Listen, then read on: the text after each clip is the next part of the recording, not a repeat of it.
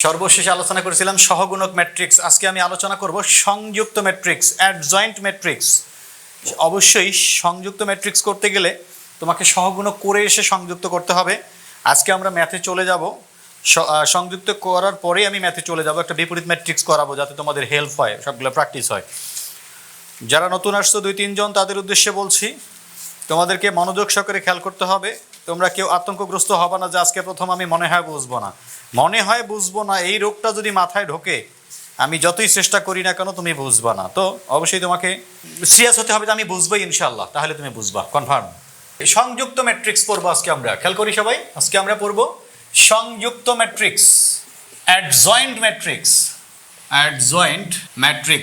সংযুক্ত matrix, adjoint matrix কাকে বলে? অ্যাডজয়েন্ট ম্যাট্রিক্স কোনো একটা সহগুণক ম্যাট্রিক্সকে রূপান্তর করে যে ম্যাট্রিক্স পাওয়া যায়, যে কোনো একটা সহগুণক ম্যাট্রিক্সকে রূপান্তর করে যে ম্যাট্রিক্স পাওয়া যায় তাকে বলা হয় সংযুক্ত ম্যাট্রিক্স বা অ্যাডজয়েন্ট ম্যাট্রিক্স।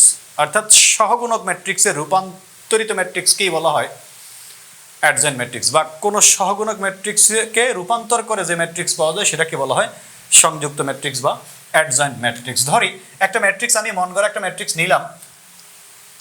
মনে করো এ একটা ম্যাট্রিক্স 3 বা 5 6 2 1 3 9 2 7 4। একটু আলোচনা করি কয়েক সেকেন্ড। যারা নতুন এসেছে, ম্যাট্রিক্সকে থার্ড ব্র্যাকেটে আবদ্ধ করে দেখানো হয়। কতগুলো চলক বা চলকের সহগ বা পরামিতি নিয়ে বা ধ্রুবক নিয়ে আয়তাকার বা শ্রেণী বা একজোড়া বন্ধনীর সাহায্যে আয়তাকার বা শ্রেণীবদ্ধভাবে সাজানোটাকে বলা হয় ম্যাট্রিক্স। ম্যাট্রিক্সকে থার্ড ব্র্যাকেটে আবদ্ধ করে দেখানো হয়। এগুলাকে বলা হয় সারি। রো মানে সারি, সারি কতটা আছে? 3টা। আর এগুলাকে বলা হয় কলাম। সারি আছে 3টা, 3 বাই কলাম আছে 3টা, 3। অর্থাৎ প্রথমটা হলো সারি সংখ্যা, পরেরটা হলো কলাম সংখ্যা। এটাকে বলা হয় ম্যাট্রিক্সের অর্ডার। ম্যাট্রিক্সের অর্ডার বা ক্রম। 3 সারি 3 কলাম, 3/3। এই গুণের মতো চিহ্নটাকে বাই বলা হয়। ম্যাট্রিক্সের এই এক একটা করে, এগুলো হলো এক একটা করে উপাদান বা ভুক্তি। এখানে 9টা উপাদান আছে। আর সারি আছে 3টা, কলাম আছে 3টা। কতগুলো সংখ্যা বা চলক বা পরামিতি সমূহকে একজোড়া বন্ধনীর সাহায্যে আয়তাকার বা শ্রেণীবদ্ধভাবে সাজানোটাকে বলা হয় ম্যাট্রিক্স। এটা একটা ম্যাট্রিক্স। ম্যাট্রিক্সকে এ বি সি এই ইংরেজি বর্ণ দ্বারা নির্দেশ করা হয় আর কি। তো খেয়াল করো, এটা অবশ্যই কি ম্যাট্রিক্স? বর্গ ম্যাট্রিক্স। কেন বর্গ ম্যাট্রিক্স? সারি সংখ্যা কলাম সংখ্যা সমান। যে ম্যাট্রিক্সের সারি সংখ্যা কলাম সংখ্যা সমান তাকে বলা হয় বর্গ ম্যাট্রিক্স। এখানে সারি 3টা, কলামও 3টা। তো খেয়াল করি, এটা একটা ম্যাট্রিক্স, এটার আমাকে সংযুক্ত করতে হবে। কি করতে হবে? সংযুক্ত করতে হবে। আমরা জানি, সংজ্ঞাটা পড়ে আসলাম একটু আগে, অ্যাডজয়েন্ট অফ এ ইকুয়াল, অ্যাডজয়েন্টকে সংক্ষেপে ADJ দ্বারা নির্দেশ করা হয়। Adjoint of A equal cofactor of A কে ট্রান্সপোজ করা। কোফ্যাক্টর অফ এ কে ট্রান্সপোজ বা রূপান্তর, প্রাইম চিহ্ন দ্বারাও রূপান্তর বোঝায়, টি দ্বারাও ট্রান্সপোজ বা রূপান্তর বোঝায়। ট্রান্সপোজ মানে হচ্ছে রূপান্তর। এ একটা ম্যাট্রিক্স, 3 সারি 3 কলাম। অবশ্যই কোনো ম্যাট্রিক্সের সহগুণক বা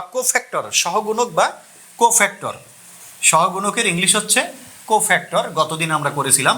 অবশ্যই কোনো একটা ম্যাট্রিক্সের সহগুণক বা কোফ্যাক্টর বের করতে গেলে ম্যাট্রিক্সটাকে অবশ্যই বর্গ ম্যাট্রিক্স হতে হয়। সারি সংখ্যা কলাম সংখ্যা সমান হতে হবে। সারি সংখ্যা কলাম সংখ্যা সমান হতে হবে। বর্গ ম্যাট্রিক্স হতে হবে, স্কোয়ার ম্যাট্রিক্স হতে হবে। কোফ্যাক্টরকে সংক্ষেপে ওই যে COF দ্বারা, এই যে কোফ্যাক্টরকে কফ দ্বারা নির্দেশ করা হয়, COF। এখন দেখো, এটার আমি সংযুক্ত ম্যাট্রিক্স নির্ণয় করব। এটা একটা ম্যাট্রিক্স, এটারই সংযুক্ত ম্যাট্রিক্স নির্ণয় করব। তো আমাকে কি করতে হবে? প্রথমত কোফ্যাক্টর নির্ণয় করতে হবে। অতএব এ এর কোফ্যাক্টর, অতএব এ এর সহগুণক কোফ্যাক্টর অফ এ। দেখো, গত ক্লাসটি কিন্তু রিভিশন হচ্ছে। কোফ্যাক্টর অফ এ, হাইফেনটাকে অফ বলা হয় এখানে, এটা অফের কাজ করে, এই হাইফেনটা অফের কাজ করে। কোফ্যাক্টর অফ এ ইকুয়াল, খেয়াল করো কি বলেছিলাম, প্রথম উপাদানটা হয় প্লাস, এটা প্লাস, এটা মাইনাস, এটা প্লাস, এর পজিশন প্লাস। প্রথম উপাদানটা পজিশন প্লাস। কেন প্লাস কেন মাইনাস এটা আমি তোমাদেরকে দেখাইছিলাম, তোমরা জানো। যারা 2-1 জন নতুন আসছো, তোমরা আপাতত জেনে রাখো প্রথমটার ক্ষেত্রে পজিশন প্লাস চিহ্ন, এটা মাইনাস, এটা প্লাস, এটা মাইনাস, এটা প্লাস, অর্থাৎ প্লাস দিয়ে শুরু, যে পাশে যাও মাইনাস প্লাস। যে plus minus plus minus plus minus plus minus plus. এটা যদি আবার আমি দেখাইতে যাই তাহলে পিছিয়ে যাবো আমরা। তোমরা আপাতত এইভাবে জেনে রাখো, আমি তোমাদেরকে পরে দেখাবো ইনশাল্লাহ। খেয়াল করি cofactor of A, cof of A, তো এটার ক্ষেত্রে প্লাস চিহ্ন, প্লাস প্লাস দিতে হয় না, তারপরে দিলাম আমি। তারপরে এটার ক্ষেত্রে কি মাইনাস চিহ্ন, এটার ক্ষেত্রে কি প্লাস চিহ্ন। খেয়াল করো, এইভাবে আমি গতদিন তোমাদেরকে দেখাইছিলাম। এগুলো হবে এক একটা করে, যেটা আমার সংখ্যামান আসবে সিস্টেমেটিক, এগুলো হলো এক একটা করে কে মাইনর বা অনুরাশি, মাইনর বা অনুরাশি।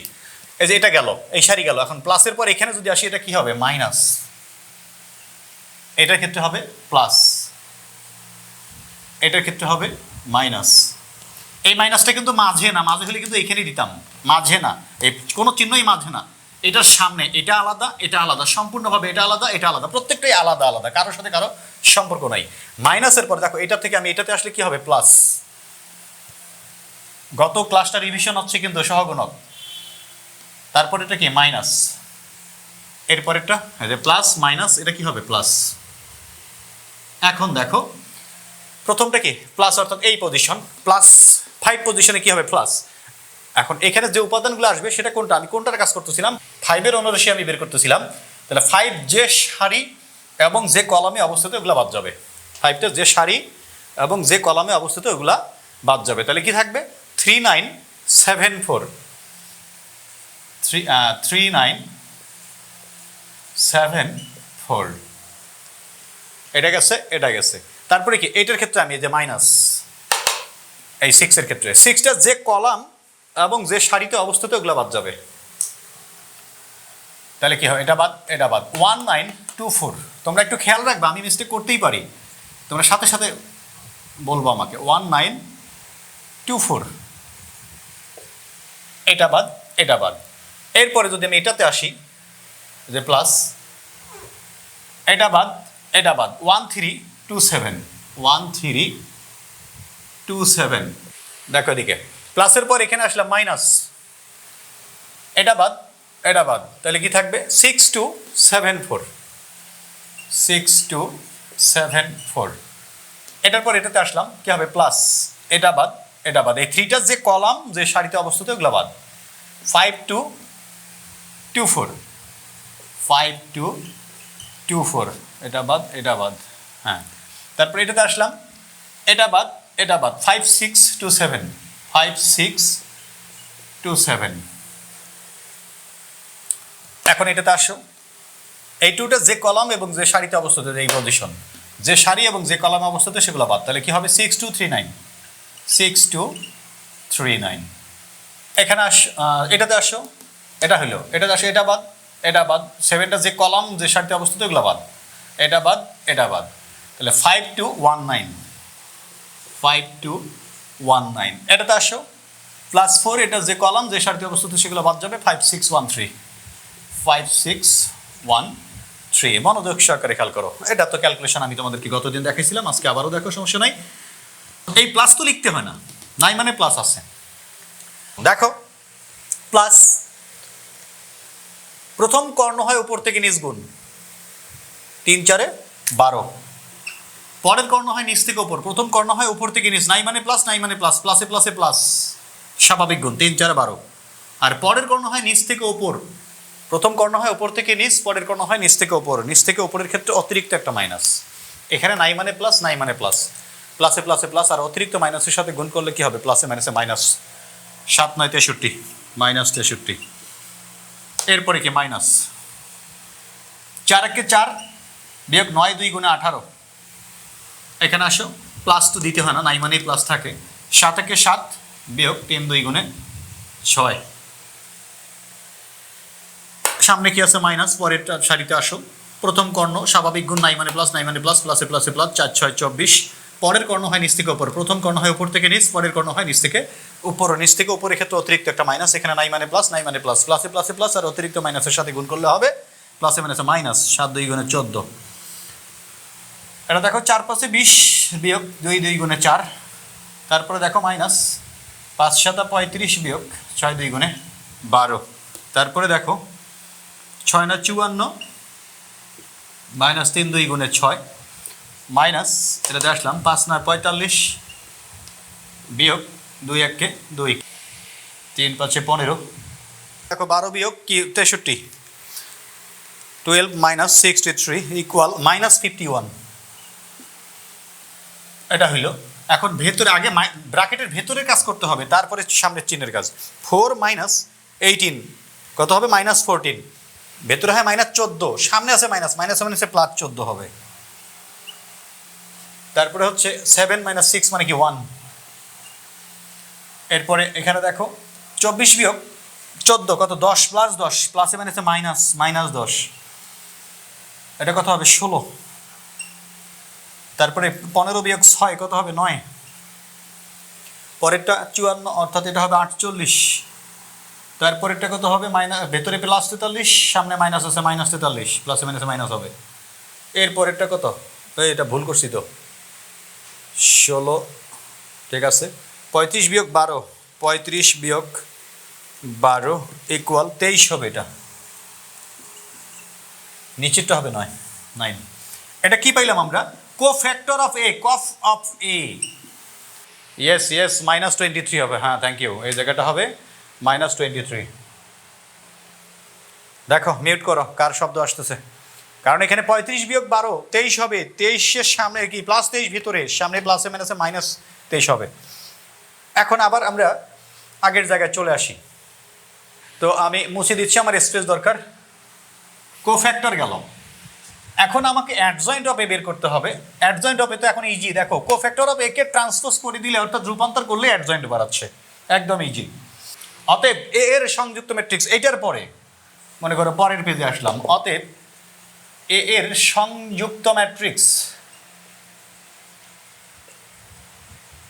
Adjoint of A, adjoint of A, হাইফেনটাই কিন্তু অফের কাজ করে, এটা মাথায় রাখবা, হাইফেনটাই অফের কাজ করে। ইজ ইকুয়াল, জায়গা নাই, আমি নিচে আসবো, আমরা যে কোনো একটা লিখবো, বাংলাটা লিখবো বা ইংলিশটা লিখবো। অতএব adjoint of A equal cofactor of A কে রূপান্তর করা, টিতে ট্রান্সপোজ, টি দেয় বা প্রাইম চিহ্ন দ্বারা বোঝায় রূপান্তর। মিউট করো। দেখো কোফ্যাক্টর অফ এ আমি কি বের করলাম? মাইনাস 51 14 1, মাইনাস 51 শব্দ আসতেছে, 14 1, মাইনাস 10, কথা বলা যাবে না প্লিজ, সাউন্ড পাচ্ছে সবাই। 16 মাইনাস 23, ফ্যানি জাহাঙ্গীর।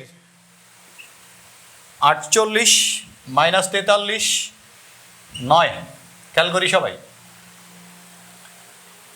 এটা কি ছিল? আমি কোফ্যাক্টর অফ এ উঠাইলাম, এর উপর transpose T, cofactor of A transpose, বুঝতেছি সবাই?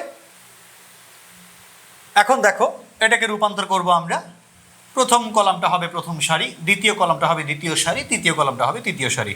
মাইনাস 51, তারপরে হচ্ছে মাইনাস 10 48, 14 16 মাইনাস 43 1 মাইনাস 23 9। এটাই হচ্ছে আমাদের অ্যাডজয়েন্ট অফ এ। আশা করি তোমরা বুঝতে পারছো। Adjoint of A equal, clearly বুঝছো তোমরা?